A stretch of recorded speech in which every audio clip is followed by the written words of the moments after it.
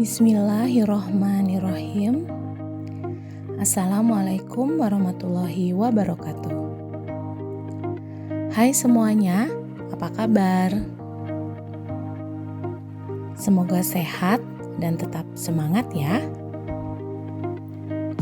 Dalam video pembelajaran kali ini, kita akan membahas materi tentang teks deskripsi yang meliputi 4 poin pembahasan, yaitu yang pertama, menentukan isi teks deskripsi, yang kedua, menelaah struktur teks deskripsi, yang ketiga, kaidah kebahasaan teks deskripsi, dan yang terakhir adalah menulis teks deskripsi dan menyajikannya secara lisan.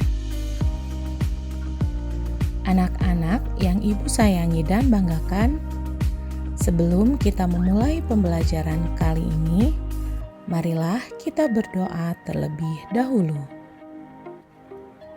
Berdoa dimulai.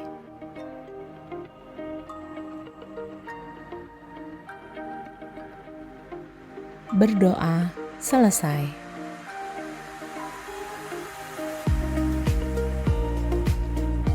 Sebelum kita mempelajari bagaimana menentukan isi teks deskripsi, Ibu akan memberikan informasi terlebih dahulu terkait pengertian teks deskripsi dan tujuan teks deskripsi. Teks deskripsi adalah teks yang menggambarkan hakikat objek sesuai dengan keadaan yang sebenarnya. Teks deskripsi melukiskan suatu objek secara menyeluruh, sehingga pembaca mampu turut melihat, mencium, meraba, mendengar, dan merasakan objek yang penulis deskripsikan. Hal-hal yang dapat dideskripsikan dapat meliputi orang, tempat, benda, binatang, tumbuhan, kejadian, suasana, dan lainnya. Teks deskripsi merupakan teks yang bertujuan untuk memberikan informasi tentang sesuatu atau seseorang. Tujuan teks deskripsi adalah untuk menggambarkan objek dengan cara merinci objek secara subjektif atau melukiskan kondisi objek dari sudut pandang penulis. Teks deskripsi bertujuan menggambarkan, melukiskan secara rinci, dan penggambaran sekonkret mungkin suatu objek, suasana, ataupun perasaan. Dengan demikian, pembaca seakan-akan melihat, mendengar, mengalami apa yang dideskripsikan.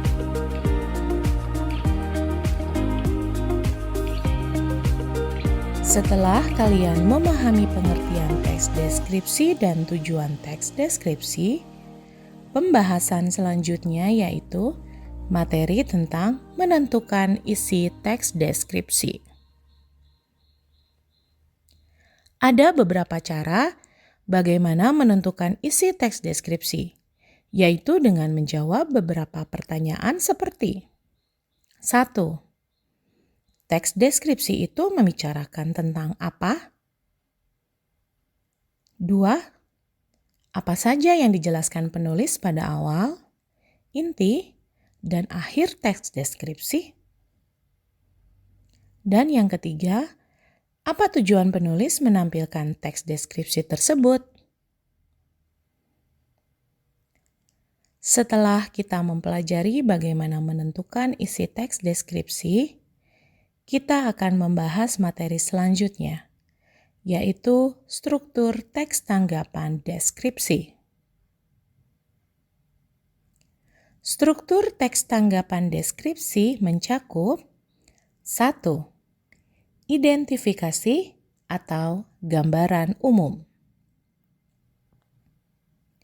Dalam aspek ini, berisi nama objek yang akan dideskripsikan, meliputi lokasi, sejarah lahirnya, makna nama, dan pernyataan umum tentang objek. Pada bagian identifikasi ini, digambarkan tentang keadaan umum perihal objek yang akan dideskripsikan. Struktur selanjutnya adalah deskripsi bagian.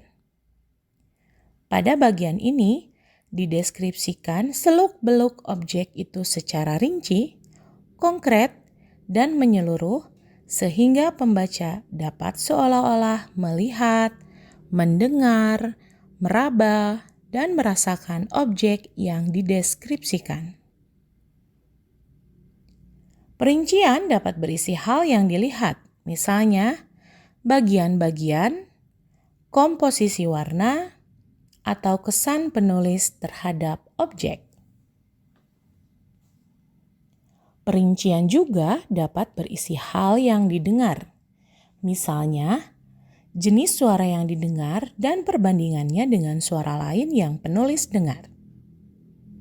Selain itu, perincian juga dapat berisi hal yang penulis rasakan berdasarkan hasil pengamatan yang penulis lakukan. Pada bagian deskripsi bagian, terdapat pengembangan sesuai jenisnya masing-masing, yaitu yang pertama, deskripsi bagian berdasarkan ruang. Berisi perincian bagian-bagian ruang objek yang dideskripsikan.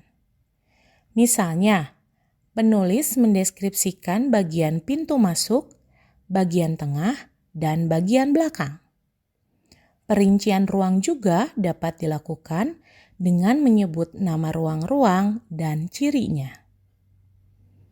Yang kedua, deskripsi bagian berdasarkan anggota bagian-bagian objek.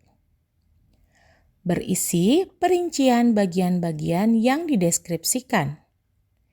Misalnya, pemandangan bawah laut lengkap dengan ekosistem air di dalamnya. Bibir pantai yang disertai pasir dan ombaknya, dan lainnya. Ketiga, deskripsi bagian berdasarkan proses sesuatu berlangsung. Berisi perincian bagian awal, mulai meningkat, puncak, penutup. Misalnya, penulis mendeskripsikan awal pementasan, puncak adegan, mulai menyeluruh, dan penutup. Keempat, deskripsi bagian berupa pemfokusan. Berisi bagian yang paling disukai dari bagian yang dideskripsikan. Misalnya, bagian yang paling saya sukai dari perpustakaan ini adalah ruang bacanya. Desainnya unik dengan cat cerah, memberikan kenyamanan yang luar biasa pada pengunjungnya. Dan struktur yang terakhir adalah kesimpulan. Di dalamnya terdapat kesan yang didapat atau dirasakan setelah mengamati dan mendeskripsikan objek.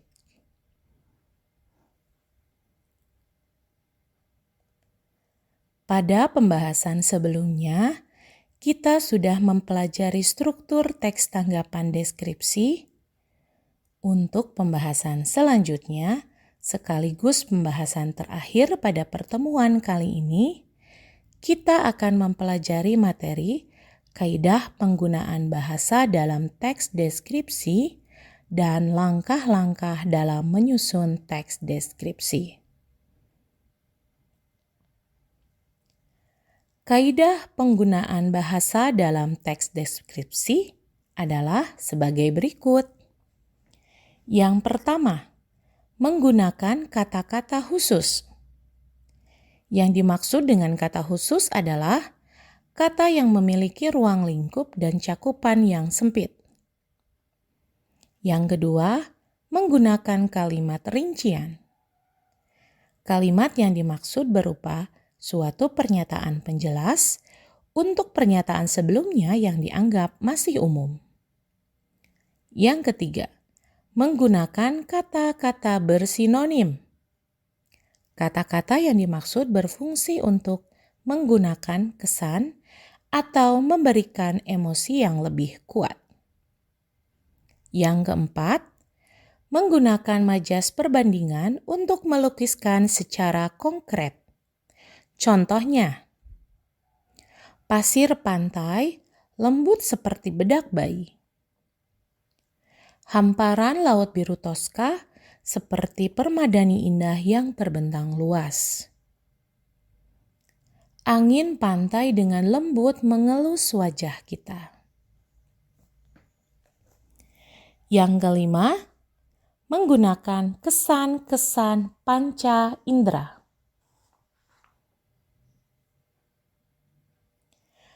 Memerinci objek atau suasana yang akan dideskripsikan harus menggunakan kata dan kalimat yang merangsang panca indera.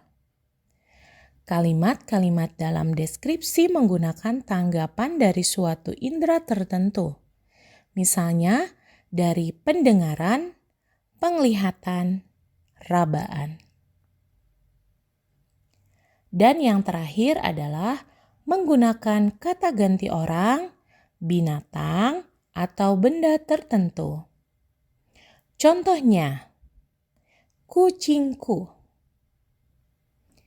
ibuku. Langkah-langkah dalam menyusun teks deskripsi sama halnya dengan tahapan secara prosedural, yaitu yang pertama, menentukan objek deskripsi. Objek yang akan dideskripsikan dapat berupa orang, benda, binatang, tempat, atau suasana. Yang kedua, merumuskan judul teks deskripsi. Judul teks deskripsi hendaknya berkaitan dengan objek yang telah ditentukan sebelumnya. Dan yang ketiga, menentukan rincian teks deskripsi.